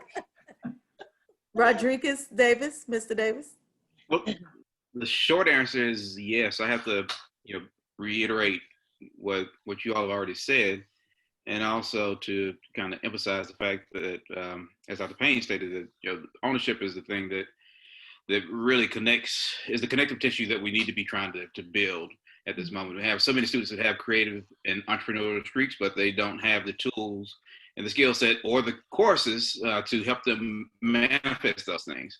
And it's a problem because we, in the Department of Visual and Performing Arts, we're working not working, but it already exists in the capstone courses that students are required to think about how to imagine themselves as a wholly owned entity, right?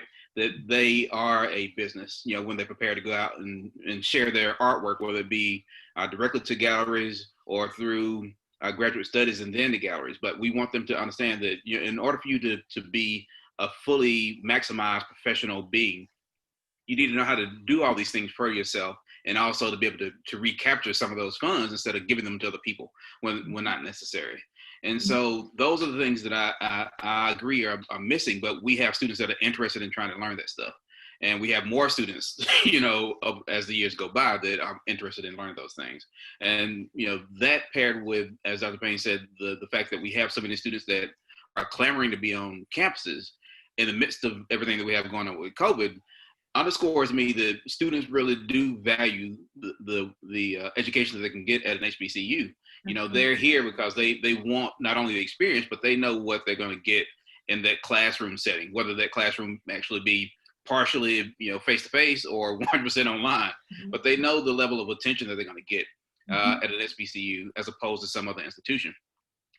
Unfortunately, like Natorsha, did not go to an HBCU, but, I instantly, felt like, I was at home when I landed in Dunbar Hall on Gramblin's campus in 2007.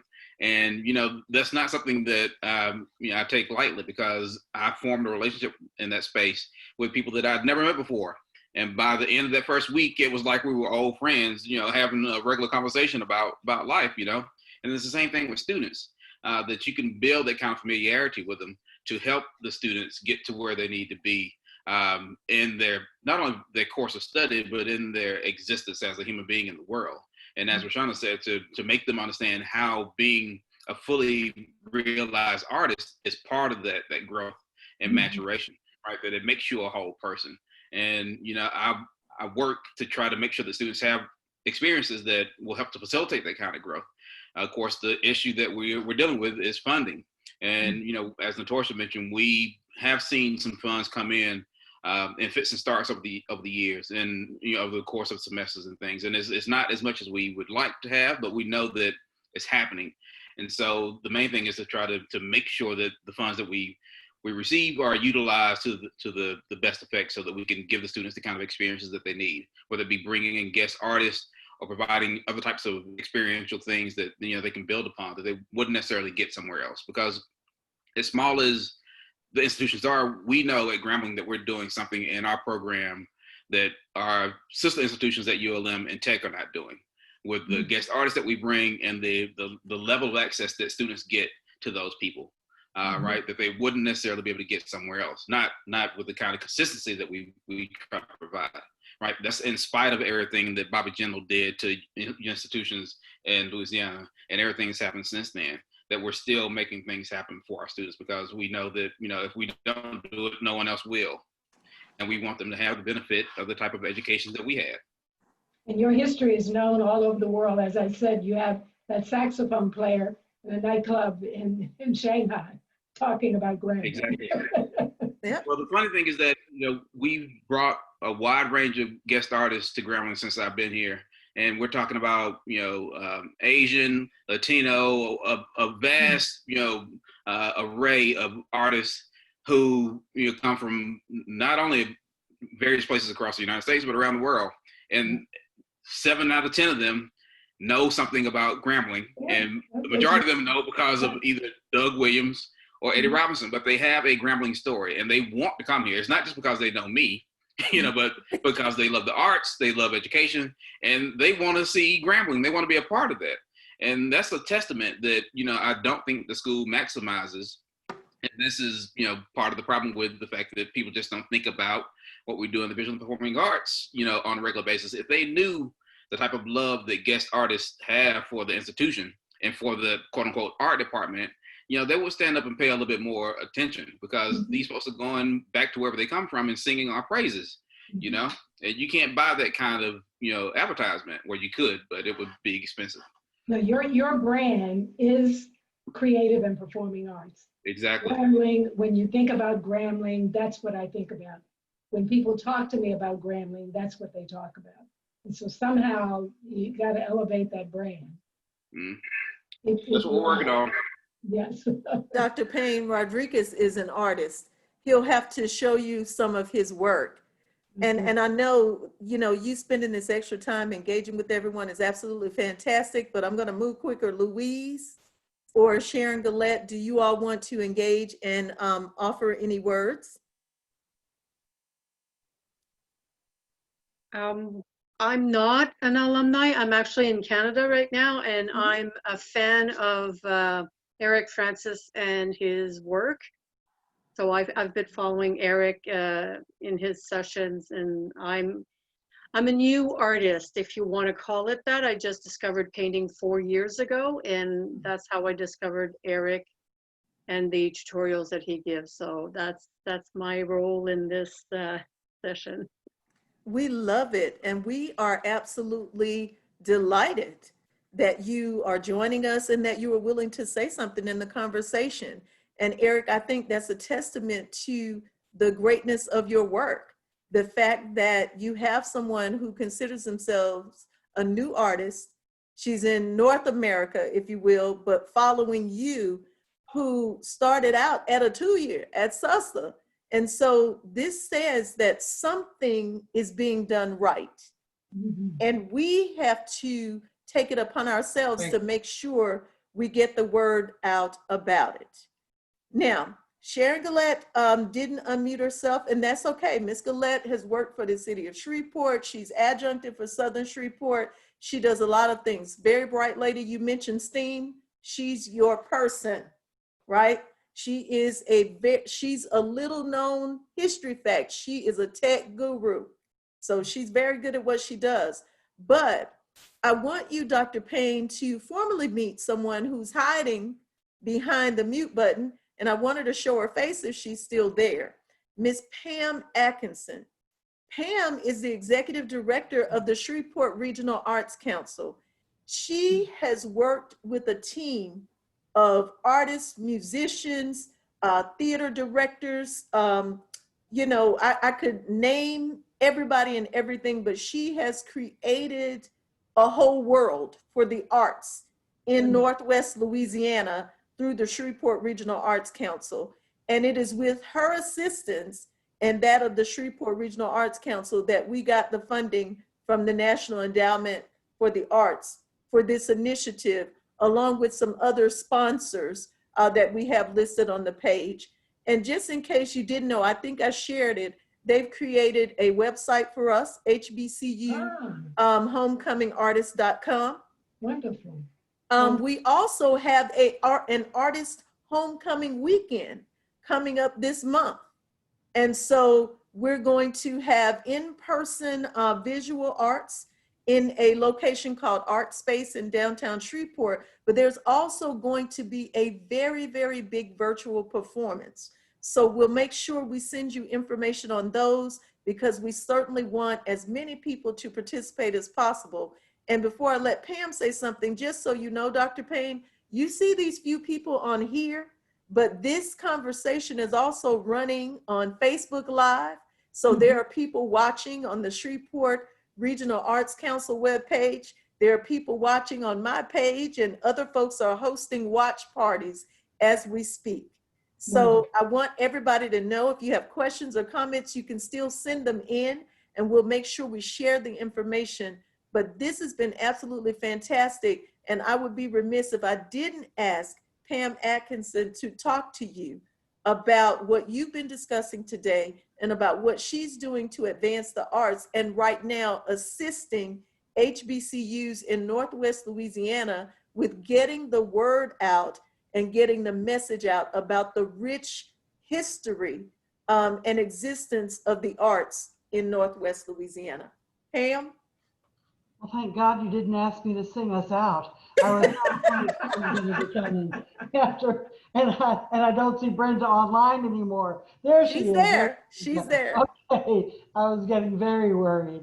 Well, of course, my life in Shreveport since 1982 has been about appreciating the rich cadre of African American artists who have come from not just Southern University, Shreveport and Grambling State University, but as Natorsha and Rodriguez confessed, also from other schools, but have certainly made our community what it is. I believe the talent and the skill is phenomenal in our region. I was very appreciative of many of the comments that were made tonight, but two struck me as incredibly important for everyone.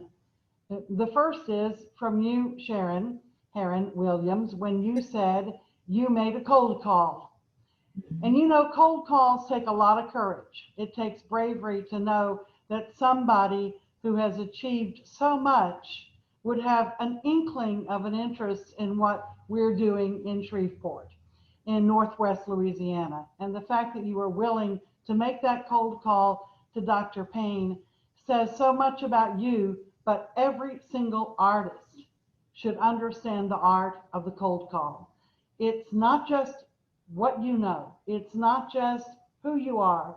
It's not just about your own skill, but you've got to surround yourself with successful people. You've got to take the leap to find in visual art, the buyer, the patron, in the performing arts, the patron, the collector, the person who will believe in you and take a few minutes to listen to you. And that call that you made to Dr. Payne and what has resulted in for all of us tonight, I salute your bravery and wish that we could get that message across to everyone, that people do want to believe in what we're doing, but you've got to take that first step no matter how frightening it is. And Dr. Payne, for you to be speaking so much about not just being an artist, but being the business of art and understanding that no one really can do it on their own. If there's one problem in Northwest Louisiana across the board about art, it's the strength of art that everyone has their own unique contribution, their own unique vision. That's what it means to be an artist. I've got something that no one else has seen the way I see it, and I can produce it in a way that no one else can produce. My style, my brand, my voice, Brenda's voice is not Natorsha's voice. And Brenda brought on last night a mezzo-soprano. I didn't understand the difference between a mezzo-soprano and an alto-soprano, but now I'm starting to hear these differences. So all that an artist has that makes him or her an artist is the uniqueness of what you contribute. But on your own, we're all fighting for too small a piece of the pie. We're all, as an individual artist and individual art organizations, dissecting the pie into these little crumbs. And we've talked about money a lot tonight, rather than finding a way to collaborate, not cooperate, collaborate, which in the original Greek form means to co-labor with the enemy. That's what collaborate means. And we've got to find a way in Northwest Louisiana in the arts, between Grambling and Southern. You all are collaborating.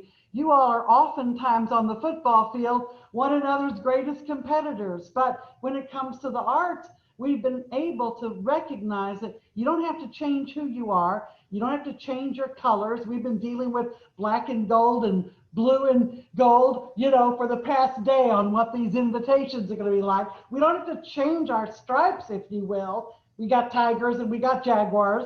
But the fact of the matter is, in the arts, we've got to be able to coalesce and find the strength in numbers, the strength in agreeing to some similar missions that will get those dollars into our community. I find it fascinating. You talked about a $500,000 grant that just came to Grambling to the art department. No, where did it come to?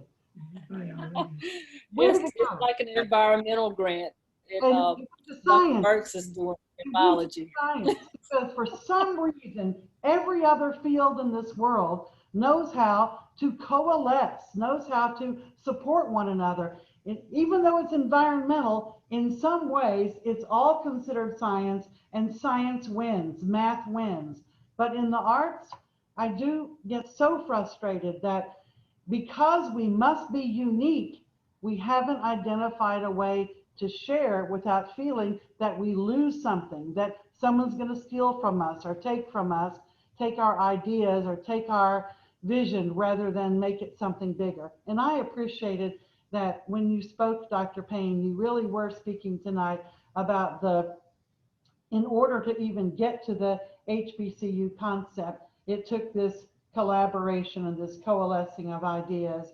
And I just hope that we would all carry that away, that we are unique individuals, no matter what color we are. But if we don't learn to work together, no matter what color we are losers. And the fact is there promise? Yes. Is there a brighter day for this community? Yes. Is there a brighter day for the United States of America? Yes. If we can just really say, yes, Black lives matter. Yes, Black artists matter. Yes, Black needs and concerns matter.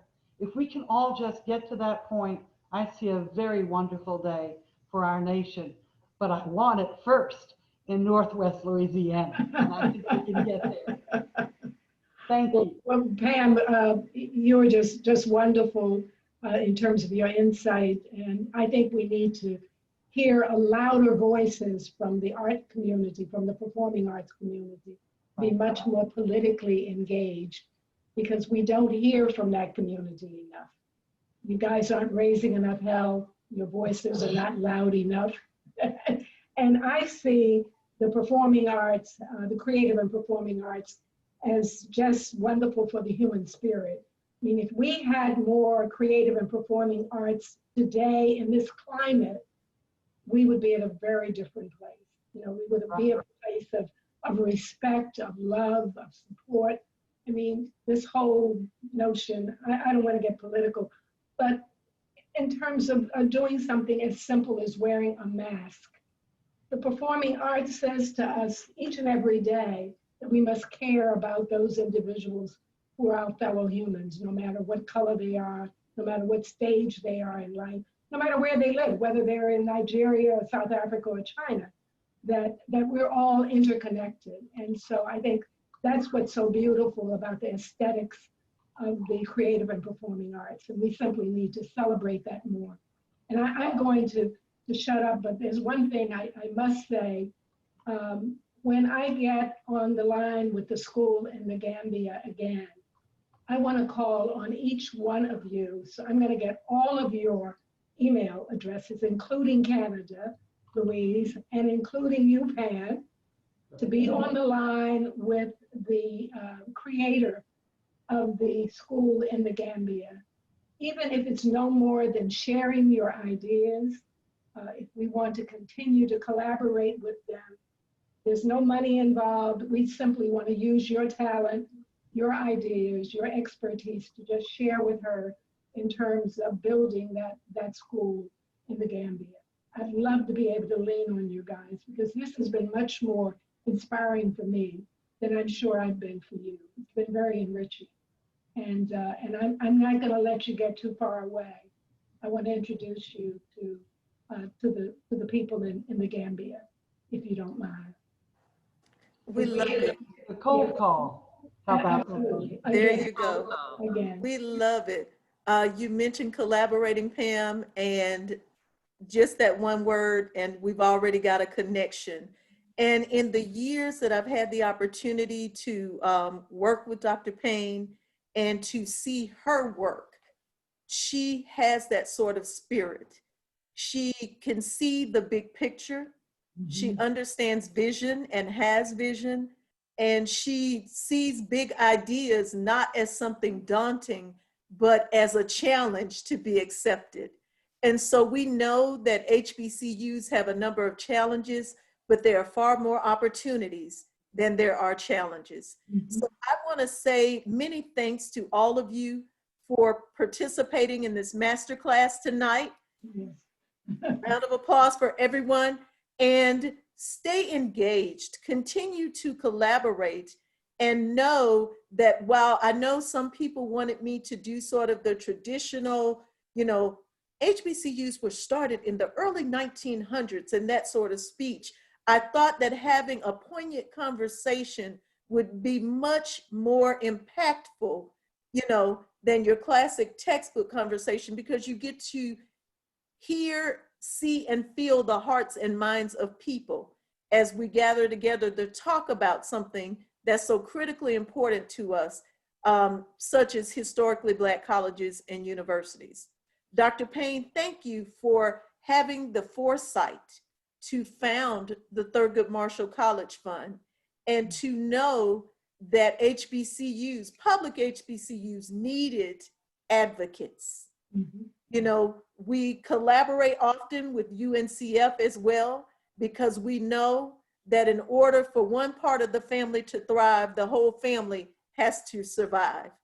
And so we applaud you for the work that you have done and for the work that you are continuing to do.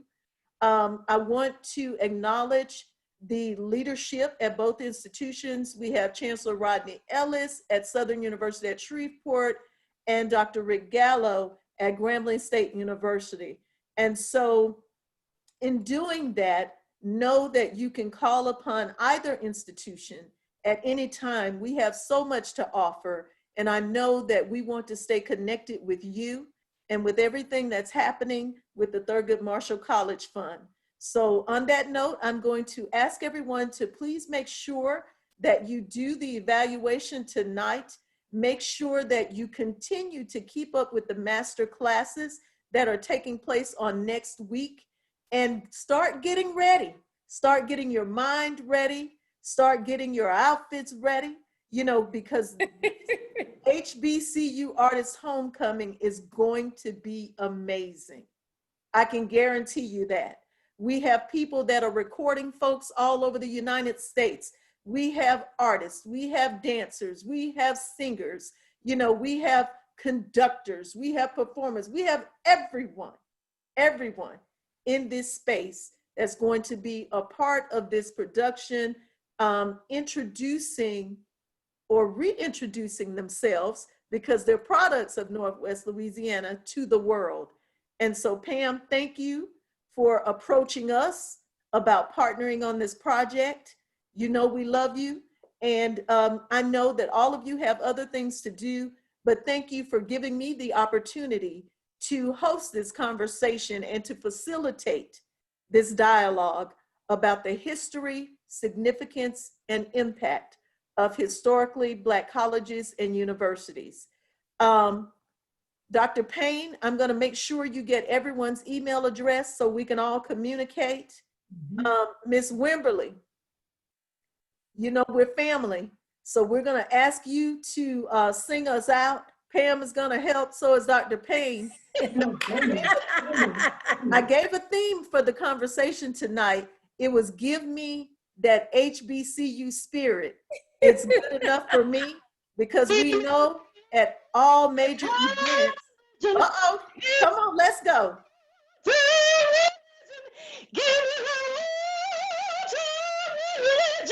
Oh my goodness. Oh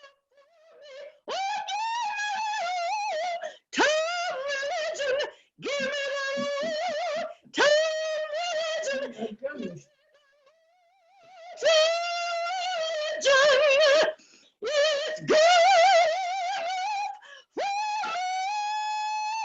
Oh my goodness. Oh, thank you so much, Ms. Wimberly. So on that note, everyone give us that HBCU spirit. It's good enough for all of us. It's Yep. great for everyone.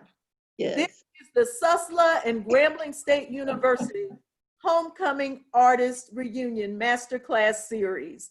Don't forget to join us again starting Monday night for the next masterclass and all next week. And make sure you go to our website to look at the dates for who's going to be speaking and also in preparation for the Homecoming Artist Reunion Weekend.